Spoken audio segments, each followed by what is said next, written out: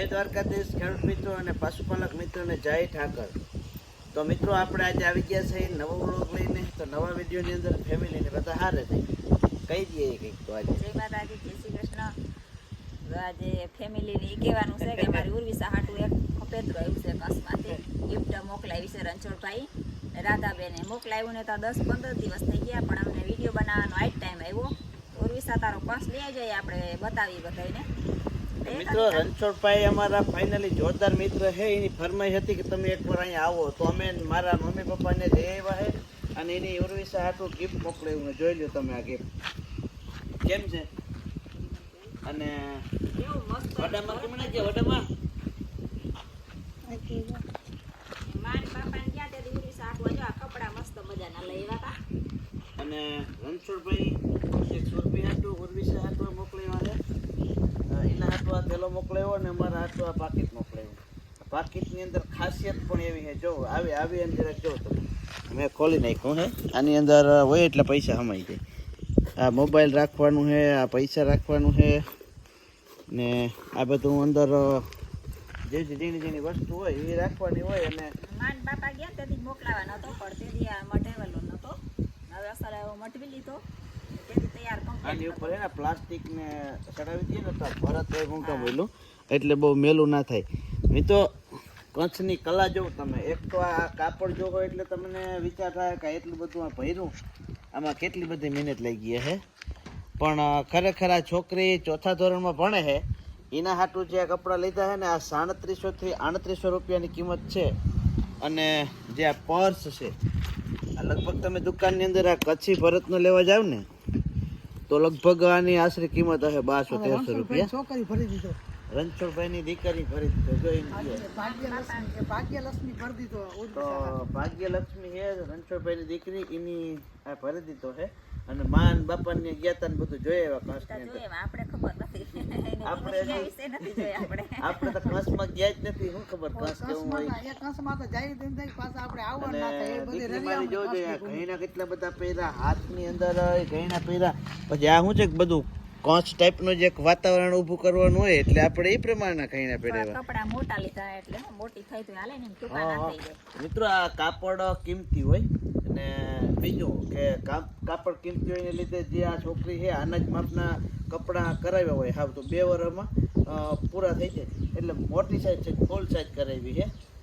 એટલે આ જે અમારી છોકરીને લગભગ 2 વર્ષ સુધી વાંધો નહીં આવે. અને અત્યારે તો ફૂલ પોળી સાઈઝ છે, એકદમ જોઈ દેખાય છે. કલર એ મસ્ત છે. અને નાઈ પાસ કર્યો ને થોડુંક હે ને હાલીને દેખાડે કે ભાઈ કઈ ટાઈપનું બધું. આ દરજીનું કામકાજ પણ બહુ સુપર છે. અને જે કાપડની દુકાનવાળા ભાઈ જે છે એની કાપડનો કલર રંગ ભરત બધું મસ્ત દીધું. તો દુકાનવાળા ભાઈ તમે અને દરજીભાઈ તમે અને રણછોડભાઈ તમે એ મળી અને ખરેખર અમારે અહીંયા કચ્છ જેવો માહોલ ખડો કરી દીધો છે. તો બધાને ખૂબ ખૂબ ધન્યવાદ રણછોડભાઈ, દરજીભાઈ અને દુકાનવાળા ભાઈ. કેમ કે પૈસા દેતાય પણ અહીંયા અમારા આ સૌરાષ્ટ્રની એટલે કે દ્વારકા કે જામનગરમાં આ વસ્તુ ઘડીકમાં ના મળે. આ વસ્તુ લેવી હોય તો કચ્છમાં જ જવું પડે. રાધાબેન બધું પાસ કર્યું, કેવો કલર છે કેવો નથી. રાધાબેન ને ખૂબ ખૂબ આભાર. અને થોડુંક હાલીને દેખાડે તમને. રણછોડભાઈ ને રાધાબેન કઈ કેવું? રણછોડભાઈ અને રાધાબેન તમારો ખૂબ ખૂબ આભાર. કેમ કે આવડી મોટી કચ્છમાંથી તમે ભેટ મોકલાવી તો તમારો ખૂબ ખૂબ આભાર. હા થોડુંક હાલ તો બધા દેખે વિડીયોમાં કેવા કપડાં કઈ દેખાય ને.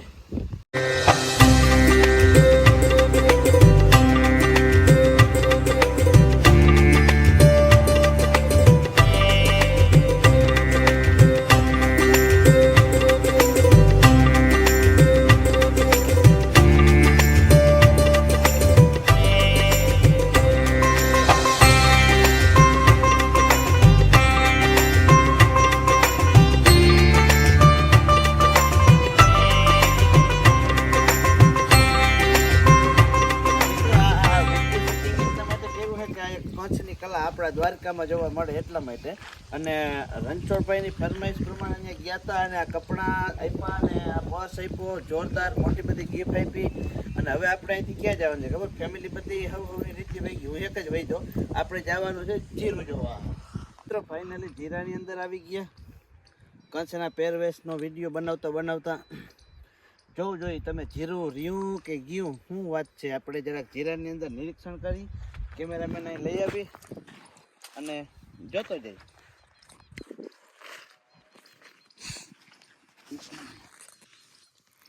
તો મિત્રો કેટલા દી ઉભે એમ કહેજો અપુનકા જીરા. તો મિત્રો આ જીરું છે આપણું કેટલા દિવસ ઉભે કહેજો. આ રહી વાડીનું આગતરા ઘેરાતા મીંડા ઉપડવા અને જોરદાર રિઝલ્ટ મળે છે. ક્યાંય 4 મણનું થાય છે, ક્યાંય 5 મણનું થાય છે.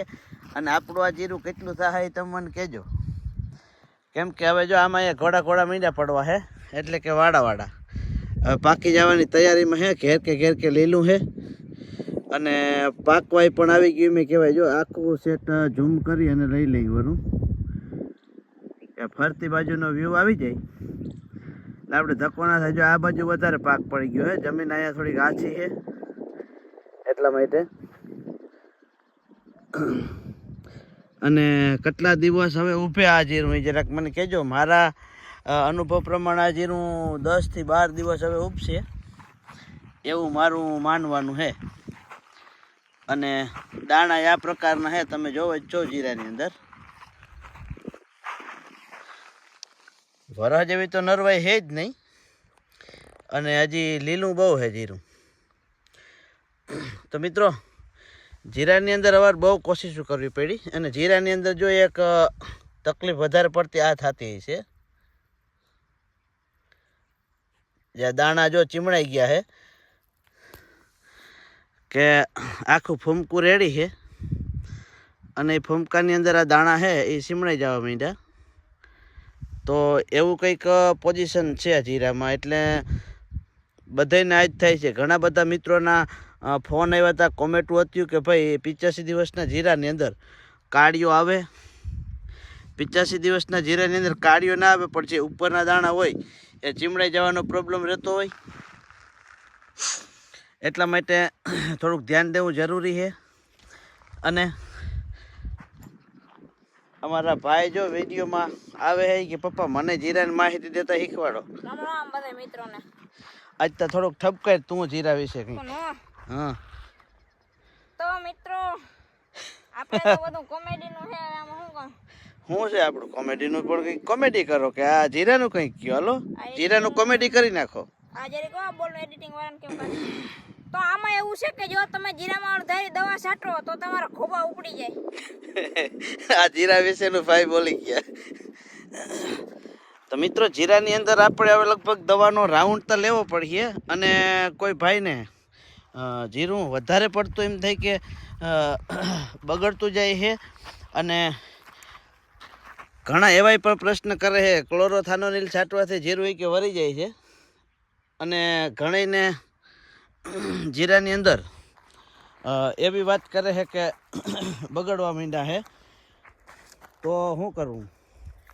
આ ભાઈ કંઈક કહે છે જો જીરાના ગોબા ઉપડતા જ ઉપડીએ ને બાકી જો ઝાટકો રાખ્યો ભૂંડડા આવે કૂતરા આવે એના ગોબા ફાઇનલ ઉપડી જ જાય એમ. હવ તો મિત્રો વધારે કહેવાનું એક એ છે કે જીરાની અંદર 80 થી 85 દિવસનું જીરું થઈ ગયું હોય તમારું અને જીરાની અંદર આવીથી કંઈક પીડાશ દેખાતી હોય અને એમ થાય કે જીરું બગડતું જાય છે, દાણા ચીમડતા જાય છે અને રહે ઊભું તો બગડવા માંડે એમ છે.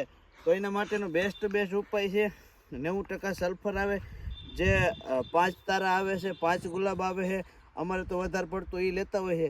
કેમ કે જીરાના ખેતરની અંદર જે આપણે પ્લોટ હોય એની અંદર એક હરખો પાક આવે. હરખો પાક લેવા માટે થઈ અને દાણા પીરા થઈ ગયા હોય, જે ખિસકોલી કલર આવતો જતો હોય, એ ખેતરની અંદર તમારે 5 ગુલાબનો ઉપયોગ કરવો અથવા તો 5 તારા આવે જે 5 સ્ટાર એનો ઉપયોગ કરવો. કારણ કે સલ્ફર ગંધક નામનો હોય, એની અંદર 95% સલ્ફર હોય. વધારે પડતા લીલા દાણા હોય તો દાણાને વારી લે છે, પણ જેનું જીરું બગડતું હોય એને જ આ પ્રયોગ કરવાનો છે. અને એક સરખો કલર એમ થાય કે નથી થતો કે આની અંદર છોડવા લીલા હુકા છે, મારે આ 15 થી 20 દિવસ જીરું ઉગશે તો મારે છેલ્લા એટલે કે હવે 8 થી 10 દિવસની અંદર આપણે એ પાવડર છાંટી દેવો હોય. કેમ કે એક સરખો કલર આવે અને એક સરખું જીરું કલરમાં થાય.